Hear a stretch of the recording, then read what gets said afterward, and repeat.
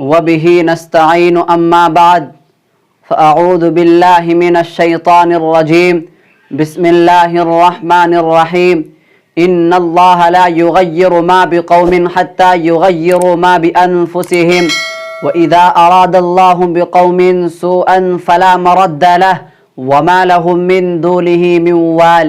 وقال النبي صلى الله عليه وسلم عن علي بن أبي طالب قال قال رسول الله صلى الله عليه وسلم يوشك أن يأتي على الناس زمان لا يبقى من الإسلام إلا اسمه ولا يبقى من القرآن إلا رسمه مساجدهم عامرة وهي خراب من الهدى أو كما قال عليه الصلاة والسلام.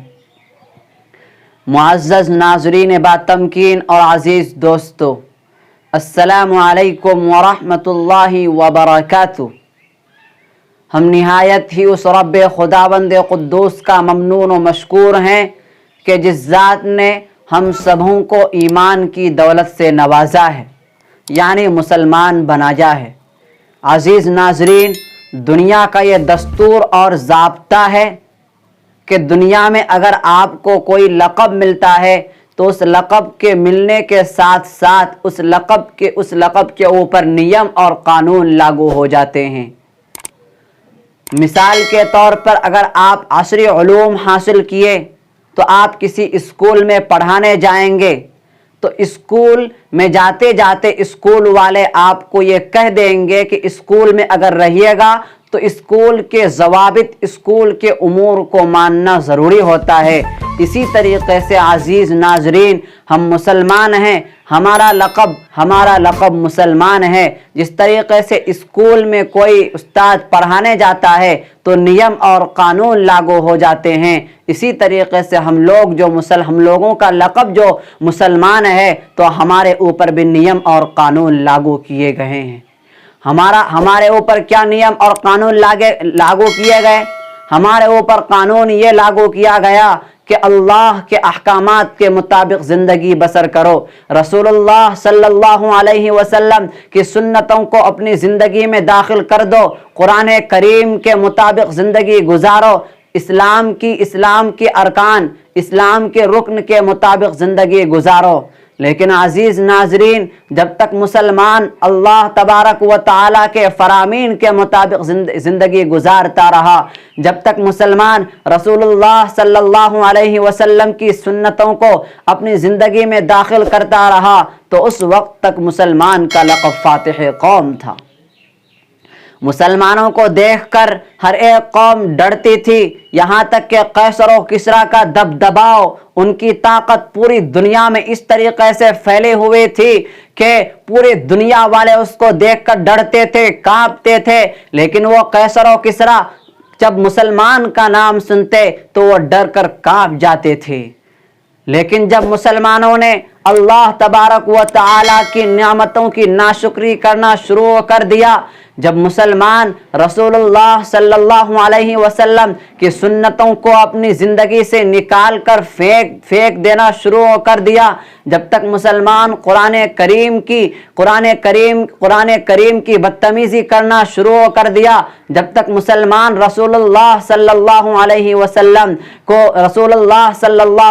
وسلم کی شان میں گستاخی کرنا شروع کر دیا تو اللہ تبارک و تعالی نے انہی مسلمانوں کو طرح طرح کی پریشانیوں میں مبتلا کر دیا. اسی حالات کی ترجمانی کرتے ہوئے ہمارے اور آپ کے پیارے نبی احمد مجتبی محمد مصطفیٰ صلی اللہ علیہ وسلم نے ارشاد فرمایا، عن علی بن ابی طالب قال قال رسول اللہ صلی اللہ علیہ وسلم یوشک ان یأتی علی الناس زمان لا یبقى من الاسلام الا اسمه کہ ایک ایسا زمانہ آئے گا کہ اسلام کا صرف نام باقی رہے گا، اسلام کی روح ختم ہو جائے گی، یعنی مسلمان غیروں کی تہذیب کو اپنانے لگیں گے، مسلمان غیروں کے کریکٹر، غیروں کے کردار، غیروں کی تہذیب و تمدن کو اپنانے لگیں گے۔ یعنی جس طریقے سے غیر مسلم نماز نہیں پڑھتا ہے، اسی طریقے سے مسلمان بھی نماز نہیں پڑھے گا، جس طریقے سے غیر مسلم روزہ نہیں رکھتا ہے اسی طریقے سے مسلمان بھی روزہ نہیں رکھے گا، جس طریقے سے غیر مسلم شراب نوشی کرتا ہے اسی طریقے سے مسلمان بھی شراب نوشی کرے گا۔ اے مسلمانوں، کتنی افسوس کی بات ہے کہ آج ہمارے اوپر یہ حالات آ رہے ہیں۔ کیوں آ رہے ہیں؟ وجہ یہ ہے کہ ظہر الفساد فی البر والبحر بما کسبت ایدی الناس۔ اللہ تبارک و تعالی فرماتے ہیں کہ اگر مسلمانوں پر کوئی عذاب آتا ہے، مسلمانوں کے اوپر کوئی تکالیف آتی ہے، تو وجہ یہ ہے کہ وہ گناہوں میں مبتلا ہو جاتے ہیں، وہ اپنے ہاتھوں سے گناہ کرتے ہیں۔ آج جہاں دیکھیے وہاں مسلمان پریشان ہیں، جس ملک میں دیکھیے وہاں مسلمان پریشان ہے۔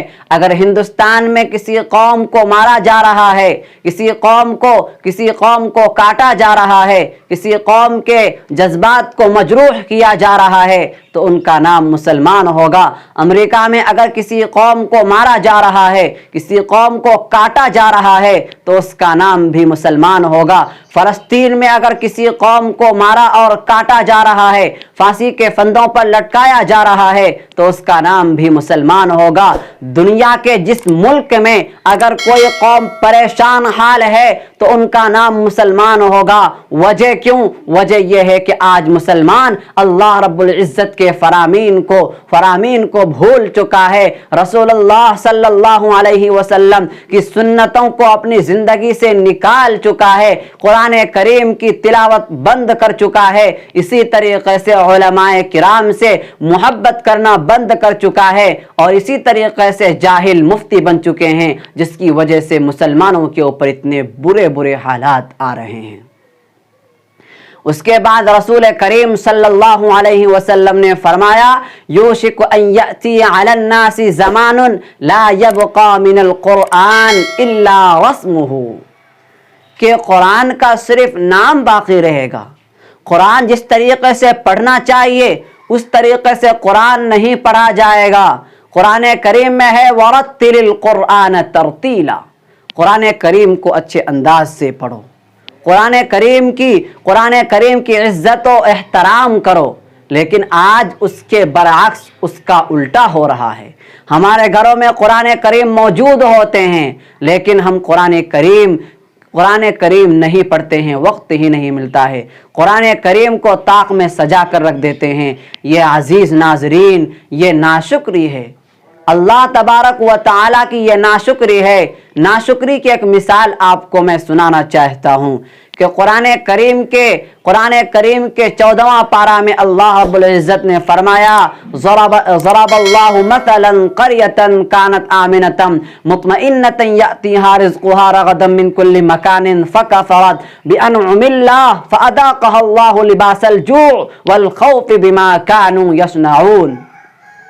اس آیت مبارکہ میں اللہ رب العزت ایک گاؤں والے، ایک قریہ والے کی مثال پیش کی ہے، اور اس گاؤں والے سے مراد مفسرین قرآن فرماتے ہیں کہ مکہ المعظمہ ہے۔ مکہ المعظمہ والے پہلے اطمینان کے ساتھ، آشتی کے ساتھ، اسی طریقے سے آرام کے ساتھ، چین کے ساتھ، سکون کے ساتھ اپنی زندگی کے لمحات گزار رہے تھے، اللہ تبارک و تعالیٰ کے احکامات کے مطابق زندگی گزار رہے تھے۔ لیکن جب مکہ والا نے اللہ رب العزت کی نعمتوں کی ناشکری کرنا شروع کر دیا، ناشکری کیا ہے؟ ناشکری یہ ہے کہ مکہ المعظمہ سے ہمارے اور آپ کے پیارے نبی احمد مجتبی محمد مصطفیٰ صلی اللہ علیہ وسلم کو اہل مکہ والوں نے مکہ المعظمہ سے نکال دیا۔ یہی مکہ والوں نے ناشکری کی تو اللہ تبارک و تعالی نے ان پر عذاب مسلط کر دیا، ان پر طرح طرح کے عذاب مسلط کر دیا۔ प्यास, भूख, लिबास के आदाब से उनको मुसल्लत कर दिया। इसी तरीके से अजीज नाजरीन, आज पूरी दुनिया का ये हाल है कि पूरी दुनिया मिलकर अल्लाह रब्बुल इज़्ज़त की नेमतों की नाशुक्री करना शुरू कर दिया है। अल्लाह रब्बुल इज़्ज़त की कितनी बड़ी नेमतें हम पर मौजूद हैं, लेकिन हम लोग क्या करते हैं कि उनकी नाशुक्री करना शुरू कर देते हैं। उसके बाद हमारे और आपके प्यारे नबी अहमद मुज्तबा मोहम्मद मुस्तफ़ा सल्लल्लाहु अलैहि वसल्लम ने इरशाद फरमाया, यूशिकु अन यअती अलन नासि ज़मानुन मसाजिदुहुम आमिरतुन व हिय खराबुम मिनल हुदा, कि एक ऐसा ज़माना आएगा कि मस्जिदें आलिशान होंगी लेकिन वो मस्जिद वीरान होगी। आज देखिए, आज हमारा मुआशरा इस तरीके से है कि सिर्फ रमज़ान के महीने में मस्जिद आबाद रहती है, लेकिन रमज़ान के अलावा जो महीना होता है उस माह में, उस महीना में मस्जिदें वीरान हो जाती हैं। अजीज़ नाजरीन, ज़रा आप ये बताइए कि ये मस्जिद सिर्फ रमज़ान के लिए है? नहीं, बल्कि ये मस्जिद पूरे महीना 12 महीना अपनी जगह एक फजीलत रखती है। इसीलिए हम आपसे गुजारिश करना चाहते हैं कि मस्जिदों को वीरान न छोड़िए, मस्जिदों को आबाद कीजिए। अल्लाह रब्बुल इज़्ज़त हमें इन बातों पर अमल की तौफीक इनायत फरमाए। आमीन। व आखिरु दावाना अनिल हम्दुलिल्लाहि रब्बिल आलमीन।